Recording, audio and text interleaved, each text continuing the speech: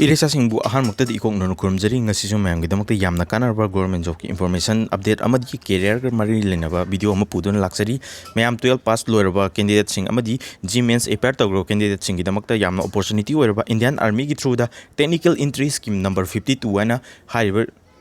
recruitment sida yawbo ga bagi khudong chabam leire hariba khudong chabji gi matang da Mayam da age limit amadi magi selection percentage sing ba loina hajarake aduga sigi hariba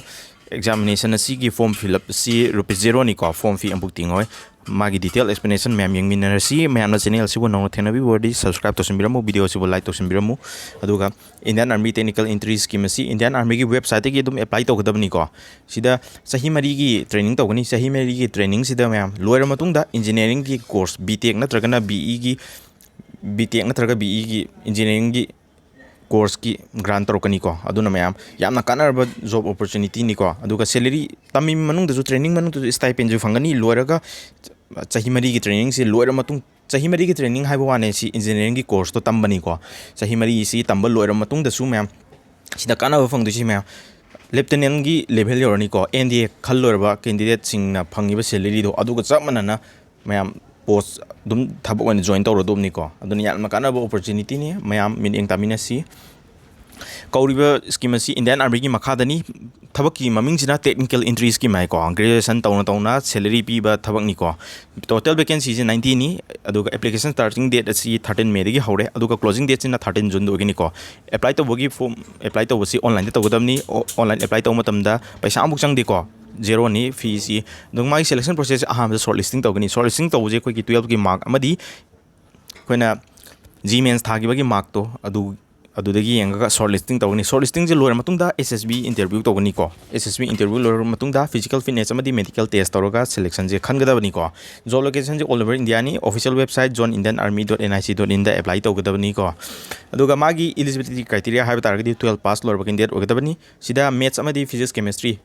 PCM hariba subject ohum sida 60% mark lo oirak candidate ogadabni science stream khatana apply to yagani ko PCM da 60% mark ti yogadabni aduga JEE Mains 2024 apply to giba candidate sing ogadabni ko magi physical measurement amaji physical efficiency test se kaiso yaugde ko yaudabga chamana bani 140 cm tang wang ba sidi physical efficiency sidi Mayam isabu fit oragadi loina sidi yarani ko sida lamjen haiba kai ambu yaugde ko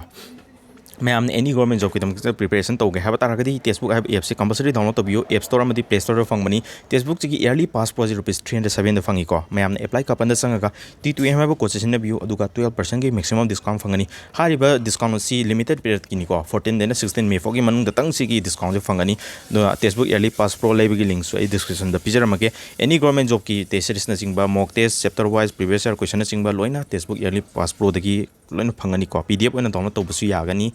duga sida hoji Indian Army technical entry scheme 52 gi se sida SSB interview test ana yawgani ko SSB interview test have si 5 days ki interview program oidini hariba interview asida hangdui si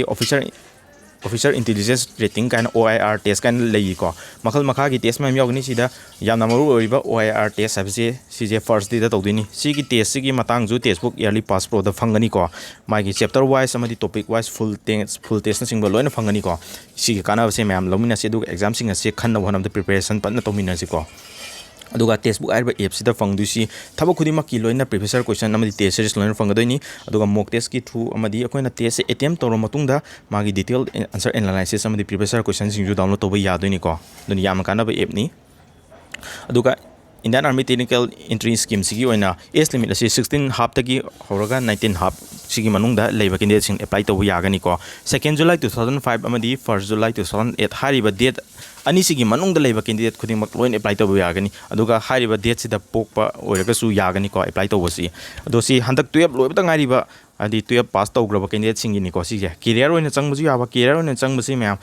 Indian Army gi through the engineering degree ju fangduini sigi mathakta ju salary su Indian Army gi salary du ni fangdu officer entry gi salary du ni ko yamna opportunity oba job ni ko si je duga magi frequently asked question aba tare sigi matang da Mayam na khangda ba Mayam lerbe adu khara ai hajarake sida changduri se Mayam technical officer oina changduini ko technical entry scheme ai se magi total vacancy 90 ni eligibility criteria have target 12 pass with minimum 60% in PCM ni ko JEE Mains to appear to riba candidate JEE Mains ta apply to grab candidate sing ju oigada ni ko JEE Mains ki score card amadi JEE Mains ki marksheet loin changani ko aduga magi recruitment asi 16 half tagi hawraga 19 half fogi age limit ta laiba candidate sing khatana apply to ba yagani habani aduga apply to gi last date asi 13 June 2024 do ogani magi selection process aham da shortlisting tawgani matang SSB interview written examination tawgani document verification amadi medical examination sing tawgani ko aduga general SC ST any category candidate sing form fee ampo lawroi ko completely free examination ni ko aduga hariba SSB interview si tentatively oina August September jida tawbe hai na notification si di yauri ko aduga physical si di chang dau ga samanare haigre aduga height se 140 cm bu yorodi yare hare minimum weight na 35.3 si di loin mi loin yoroba category ni ko aduna magi body mass index se 25 tagi wat pa ogidabani ko aduga magi vacancy tin 90 ni aduga training je 4 years ki training oideni ko training je loira matungda engineering degree ki 4 years ki training loire hana certified ogeni ko aduna yamna kana bani degree ju adi degree loira matungda thabak ki apply tawge hana khanba tar ju mayam sida dum degree pi greba ko degree ju pi le hek loibaga post se lieutenant de horoktini ko salary 85000 ada de dum hawra dum ni ko yamna permanent commission ne basi je mayam hadi short term commission ati ko permanent commission ni aduga magi documents sing je kari kari changani hai matamda akoina JEE Mains ki score card ama changani 10 pass ki original mark sheet amadi certificate changani 12 pass ki original mark sheet amadi certificate changani ID proof original on changani sida Aadhaar card china bi ai ko aduga JEE Mains ki results ki copy changani ko aduga passport photo ju changani 20 copies thamjin biyo ko aduga documents sing si original da loin changani aduga online apply tawda su changani ko aduga koina candidate sing apply taw matamda application si amatang submit tawgadabni ko submit hanjen tawbu yaina amadi hena form thajin mat aragadi reject chatkini ko aduga merit list si kamaina lepkani ha matamda 12 ta phangakpa mark amadi JEE Mains ki score card tagi magi merit list si lepkani ko aduga sigi mathakta SSB interview hena 5 days ki tawduisi 5 days ki sigi mark si ju merit list ta hapal changani ko aduga sida hadi BTech natragana BE gi course ni ko sida pirak tuise engineering gi branching technical oina army da technical oina laiduni ko aduda mangonda SSB interview si sida hangduisi officer intelligence test adudagi picture perception test kana picture ma ulaga dugi matangda description nama eu natranga word association test kana ga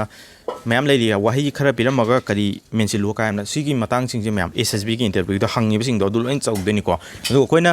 mark se entry taw matamda class 12 ki se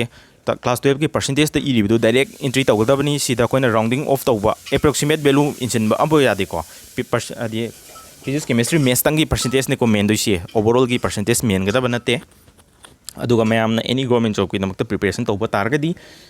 pre exam coaching Manipuri yari ba YouTube channel je subscribe to simiro sida mayam hojik maths ki class fajana tawri ko smart approach ta piram question ama si second khar gi manung do hot pangam na ba mayam de smart approach ta tawri si class sing ji young bi ning ba targadi hari YouTube channel se subscribe to simiro ko